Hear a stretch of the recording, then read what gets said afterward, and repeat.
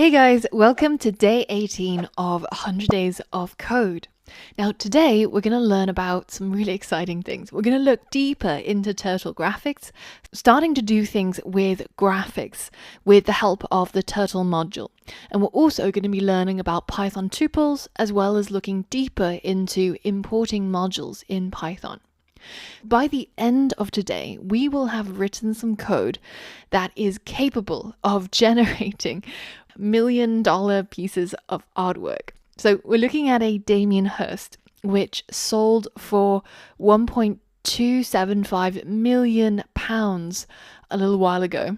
And we're going to be using Python Turtle to create a similarly beautiful dot spot painting, which could be randomized and create beautiful pieces of art like this one. Once you're ready, head over to the next lesson and let's get started. As I mentioned, in this section, we're going to be working heavily with the Python Turtle module. And as we've seen before, this Turtle module is essentially a way for us to be able to draw graphics onto the screen. And you can imagine it as just this little wandering turtle with a pen on its back, and everywhere it goes, it leaves a trail of line. So let's take a closer look at the Turtle graphics module. Now here, I've already created a brand new PyCharm project called Day18 Start, and I've created a blank main.py. Inside this project, we're going to import our turtle. So as you saw from previous lessons, we can import the turtle module and get hold of the turtle class by simply saying from the turtle module, import the turtle class with the capital T.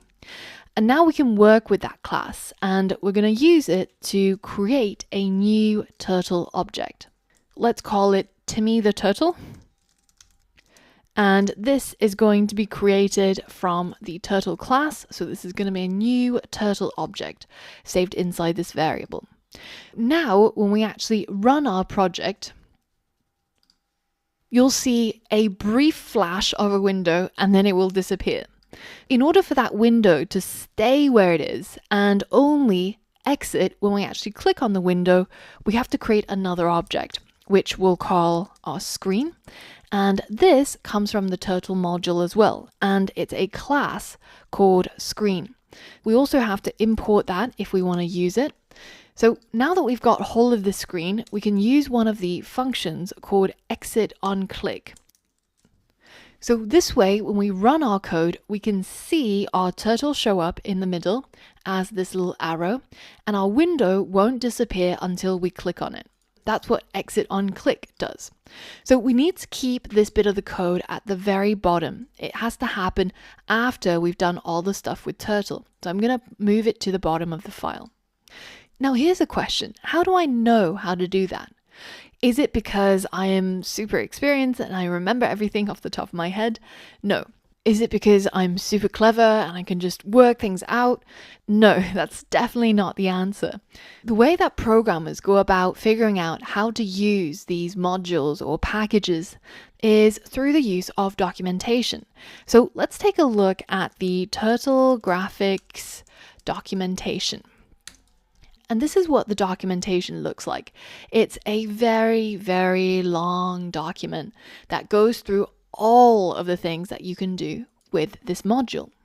Now, if we scroll down, you've got a contents page here, and you can see the various things you can do with the turtle. Control its motion, or control the pen, or change its visibility or appearance. Now, let's take a look at this shape function. And you can see the documentation explains to us that this particular function will set the turtle's shape to one with a given name. And we can choose from the various shapes, including arrow, turtle, circle, square, triangle, and classic.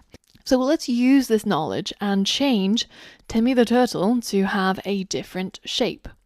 So inside here, we can put any of those strings. So I'm going to change it to a turtle shape. This way, when I run my code, you can see an actual turtle appear on the screen. It just makes it a little bit easier to visualize what's going on with this module. Now, of course, you can change it to any of the other ones, test it out and see if it works. In an ideal world, you would read through the entire documentation of a module before you start using it. But of course, in the real world, we all know that that's not quite possible. Very often, you'll need the help of Stack Overflow. For example, if we wanted to look at turtle graphics and we wanted to change the shape of the turtle, then you can see that when you actually search for this inside the Stack Overflow search bar, your results are not very relevant. But if I put the same query into google.com and at the end I tag on the keyword Stack Overflow, we get results that are a lot more relevant. So if we take a look at this post, you can see that it's starting to talk about this shape method. And down here, this answer even links to the relevant part of the documentation, which we've already seen previously, this shape method. The idea is that you might need to Google around to see how to achieve a certain thing you want to do. And then once you've seen some of the methods that they mention in the answers, then go to the documentation and read up on it in order to actually understand what it does and how to use it. Coming back to our turtle, what if we wanted to change the color of the turtle? Well, this should be quite easy. We can see that in the color control section, we can use this color method to set the pen color and fill color. So for example, we could say Timmy the turtle dot color, and we can put in a string here like red. So now when I run my code, you can see that my turtle, Timmy, is now red instead of the previous default color of black. Now, how do I know which colors I can use other than the ones shown in the example, red or green? Well, it says that when we want to change the color using a color string or an RGB color, then it accepts inputs as in pen color. So it basically says it's using this method to set the color. And this method gets the color from a TK color specification string. So let's Google and see what that is. If we click on the first link, you can see it takes us to these strings, and we've got a whole bunch of names and their corresponding RGB values. So what is this TK exactly? TK is short for the module TK Inter, which is the TK interface. And this is one of the ways that you can use Python to create a graphical user interface, which is also known as a GUI. If you think back to the beginning of computer history, if you think about the Apple Lisa 1, that was the first computer that had a graphical user interface where it had a mouse and you can point and click. And this was huge back in the day. But before then, we had text interfaces like MS-DOS or like our console when we're using Python. The text interfaces accept text commands, and the graphical user interfaces can show images and allows you to click and drag and do all of those things by looking instead of just typing commands. And TK Inter is what the Turtle module actually relies on under the hood to create these graphics, like our turtle showing up here. So now that we've seen where these names come from, a much easier way of using these colors is through a page where they have all been rendered on screen. So in the course resources, we link to this page where you can see all the colors next to their names, and you can pick and choose whichever one you want. Have a go at changing the color of the turtle by using one of these colors that you see on screen. Now that we've seen how we can create a new turtle and change its appearance, it's time to look at how we can make it do certain things. In the documentation, you can see there's a whole bunch of things you can do in terms of moving and drawing. A very simple one would be to move it forwards or to move it backwards. So we can tell it to move forwards by 100 paces. And when we rerun the code, this is what we see. So we can get it to move forwards, move backwards, and also move left and right. So here, the input that it takes is an angle, a number, between 0 and 360 to tell it what angle to turn right or to turn left. For example, currently our turtle is facing east. So if we want it to face south, then we have to get it to turn right by 90 degrees. So we can say Timmy the Turtle dot right, and then we put 90 in here. And that's what it looks like. In the upcoming lessons, we've got a whole bunch of turtle challenges for you. That's going to test not only your knowledge of programming that you've learned so far, but also how well you can read and understand documentation. This is a key skill to acquire as a seasoned developer. Because after all, we can't always rely on other people telling us what to do. We have to be able to get it from the source. So make sure that you've got the documentation pulled up and have a glance through it. Then you can head over to the next lesson and start tackling some of these challenges. Now remember that some of these challenges can be quite a bit of a struggle, but keep in mind that the struggle is good. The more that you struggle, the stronger you get. I'll see you on the next lesson. All right, now the first turtle challenge I've got for you is pretty easy. It's kind of like doing your stretches before we get started with the proper workout. So in this challenge, you're going to be using Turtle to draw a square. It's going to be a simple 100 by 100 square, and it doesn't matter where it is on the screen. As long as you can get it to draw this, then consider yourself successful. Pause the video, have a read through the documentation, have a think about the challenge, and go ahead and complete it. Alright, so I'm going to comment out the previous lines of code, other than the line where we created our Timmy the Turtle. Now to draw a square is pretty simple. All we have to do is to get it to go forwards by 100 paces, and then we turn left or turn right by 90 degrees, and then we get it to repeat this process one time for each of the sides. And when we run the code now, you can see it draws a simple square.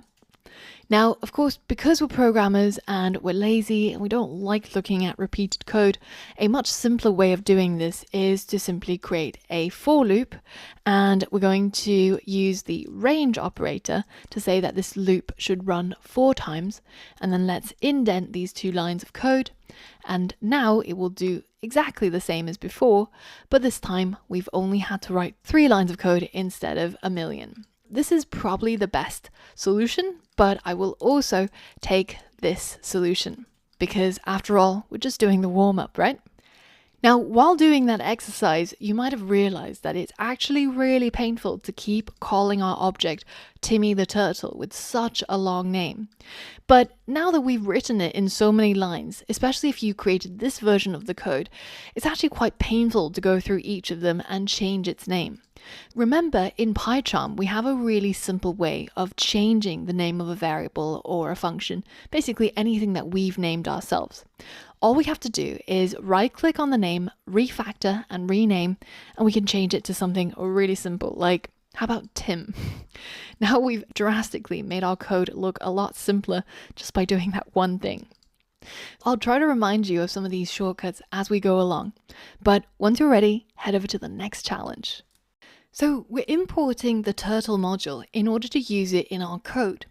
So I want to spend a few minutes just quickly talking about all the ways that we can import modules.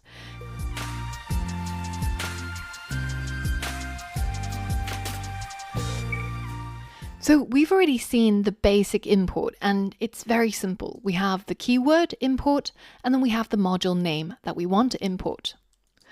So if we had just imported our turtle module with the simple import, then in order to create a new turtle, we would have to say the module name and then the name of the class. And we would create a new turtle like this.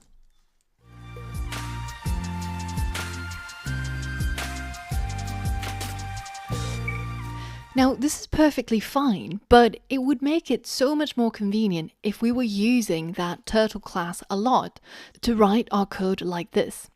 This way, we don't have to keep writing turtle.turtle or turtle dot whatever else it is that we want to import. And this code is, again, pretty simple. We have the keyword from, we have the keyword import, we have the module name, and also the thing in the module that we want to import. As you've seen, with this kind of syntax, we can simply write And this means that if we were creating a lot of turtles, let's say instead of just creating Tim, we also created Tom and Terry, then we don't have to keep writing turtle dot turtle turtle dot turtle every single time.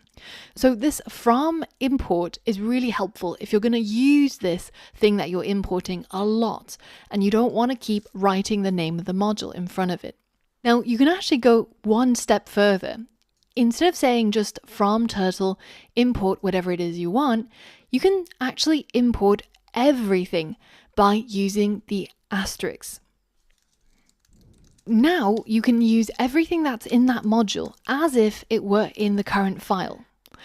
And this has advantages as well as disadvantages, because it can make it really hard to see where each of these classes or methods come from. So for example, if I just wrote forward, you can see I can do this, but it's really confusing to just see this method somewhere in isolation, because it's like, well, what is moving forward? What's actually happening? Where does this come from? And it's more obvious when you import a module like random. So from random, import everything. And then somewhere else in our code, we might just write something like choice. And this is a method from random where we can pick a random item from a sequence like a list. Now, this code works, but it's really confusing. Like, how is this choice working? Where does it come from? Which module enables this capability? Instead, we just have the method whack right in our code, and it's very confusing as to its origins. So amongst the Python community, it's very unusual that you'll see good code written like this. I want you to know what it does because you might come across it in the wild, just so you understand what it's actually doing. But I want you to try and avoid writing code like this. Instead, if you're using something from a module many times, so more than 3 times, then you can think about using this from import. But if you're only using it once or twice, then just import the whole module and write out this turtle.turtle so that you can see that this module is the one that contains this class, and that is imported, and we're using it to create this object. It's just a lot more expressive in terms of the code.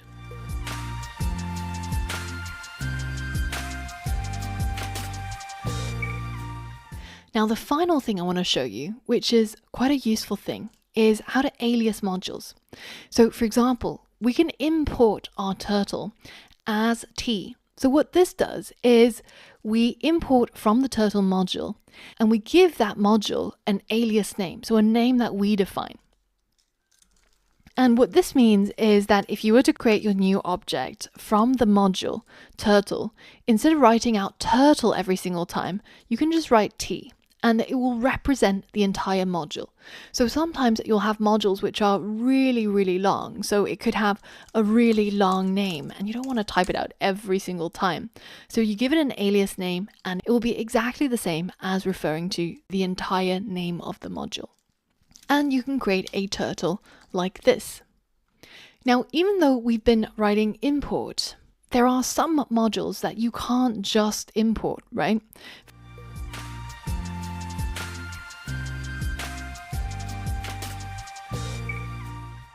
So for example, if I wanted to import the heroes module, which is something that I can use to generate hero names like Decepticon or Leopardon or Ascutronics, then I can use one of the functions that's in that module, heroes, called generate.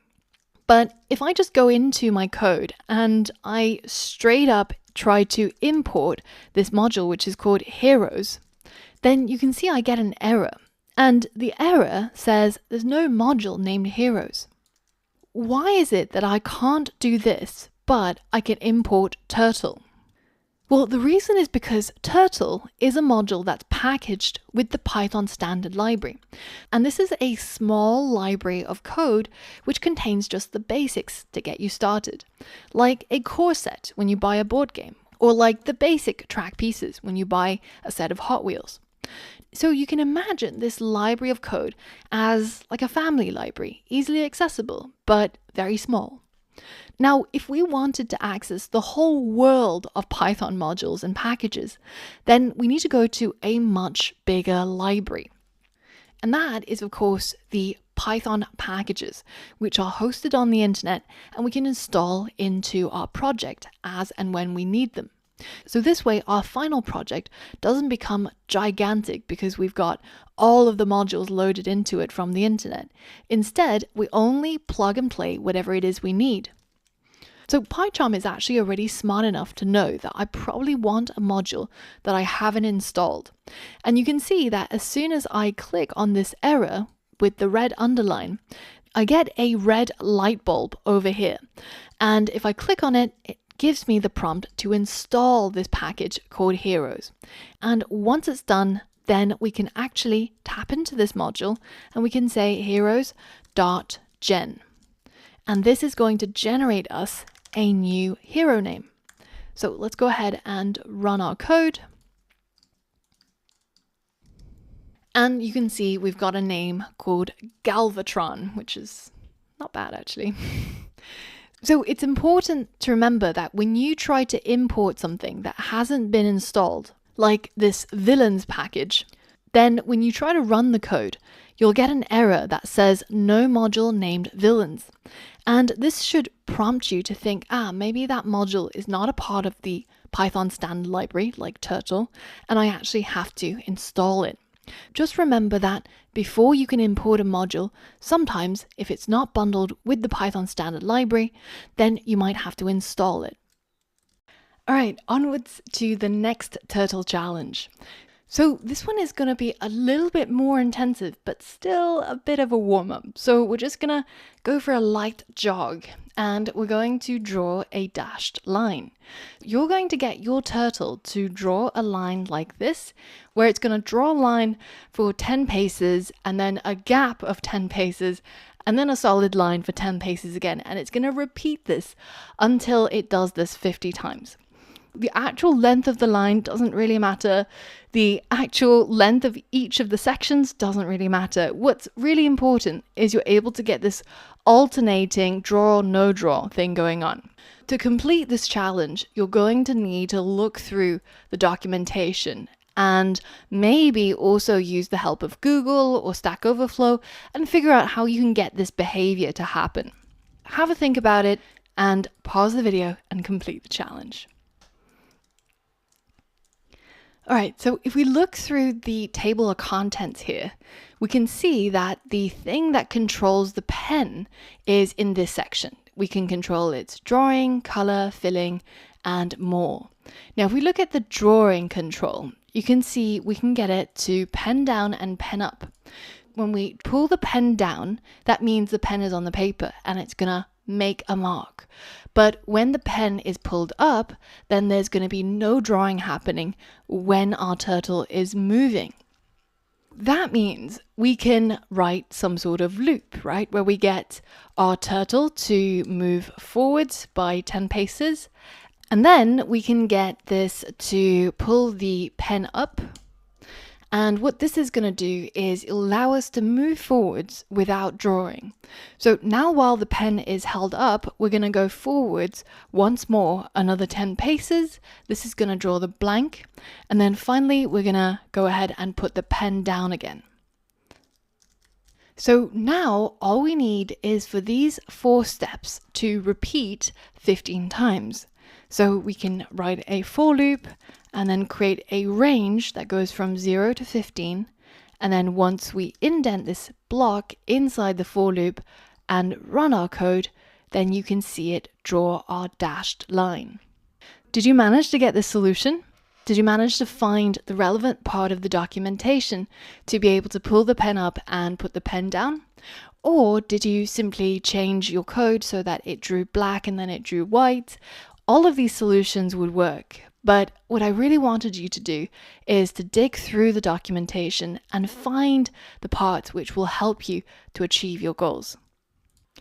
Head over to the next lesson and I've got another slightly harder challenge for you.